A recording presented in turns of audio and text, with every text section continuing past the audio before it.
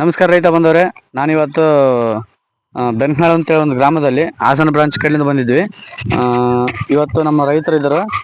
ನಾವು ನವಭಾರತ ಫರ್ಟಿಲೈಸರ್ ಗೊಬ್ಬರ ಔಷಧಿ ಇಂಥವೆಲ್ಲ ಕೊಟ್ಟಿದ್ವಿ. ಅದು ಯಾವ ಥರ ರಿಸಲ್ಟ್ ಬಂದಿದೆ, ಯಾವ ಥರ ಅಂತ ಅನ್ಸುತ್ತೆ ನಮ್ಮ ರೈತರಾದಂಥ ಅವ್ರು ಮಾತಾಡೋದನ್ನ ಅವ್ರು ಪರಿಚಯ ಮಾಡ್ಕೊಳ್ಳೋಣ. ಸರ್, ನಿಮ್ಮ ಹೆಸರು? ಭೀಮೇಶ್ ರೀ. ನಿಮ್ಮ ಊರು ರೀ? ಬೆನಕನಾಳ್ ರೀ.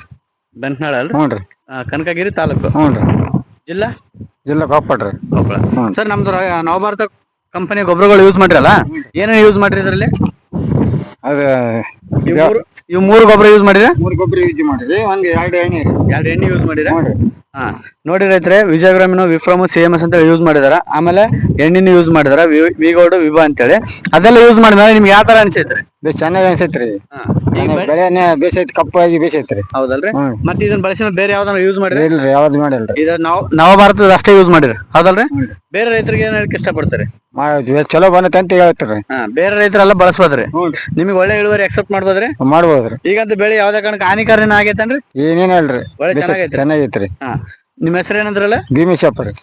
ನೋಡಿದ್ರೆ ಭೀಮೇಶಪ್ಪ ಅವರು ರೈತರು ಹೇಳ್ತಿದಾರ, ನವಭಾರತ ಫರ್ಟಿಲೈಸರ್ ಗೊಬ್ಬರಗಳು ಯೂಸ್ ಮಾಡೋದ್ರಿಂದ ನಿಮ್ಗೆ ಯಾವುದೇ ಕಾರಣಕ್ಕೆ ಹಾನಿಕರ ಆಗಲ್ಲ. ಆಮೇಲೆ ಬೆಳೆನೂ ಚೆನ್ನಾಗಿರ್ತೈತಿ. ನೀವು ಬೆಳೆ ನೋಡ್ತಾ ಇರ್ಬೋದು, ನಿಮ್ಗೆ ಯಾವುದೇ ಕಾರಣಕ್ಕೂ ಹಾನಿಕರ ಇಲ್ಲ. ಇದಕ್ಕೆ 1 ಟೈಮ್ ಗೊಬ್ಬರ ಹಾಕಿದ್ರೆ 1 ಟೈಮ್ ಎಣ್ಣೆ ಹೊಡೆದ್ರೆ ಅಷ್ಟಲ್ರಿ? 1 ಟೈಮ್ ಎಣ್ಣೆ ರೀ, 1 ಟೈಮ್ ಗೊಬ್ಬರ ರೀ. ನೋಡಿ, ಒಂದೇ ಟೈಮ್ ಬಳಸಿದಕ್ಕೆ ಈ ತರ ಬರ್ತದೆ. ಅದಕ್ಕೋಸ್ಕರ ಪ್ರತಿಯೊಬ್ಬರು ನವಭಾರತ ಬಳಸ್ರಂತ ಹೇಳಕ್ ಇಷ್ಟಪಡ್ತೀವಿ. ಧನ್ಯವಾದಗಳು.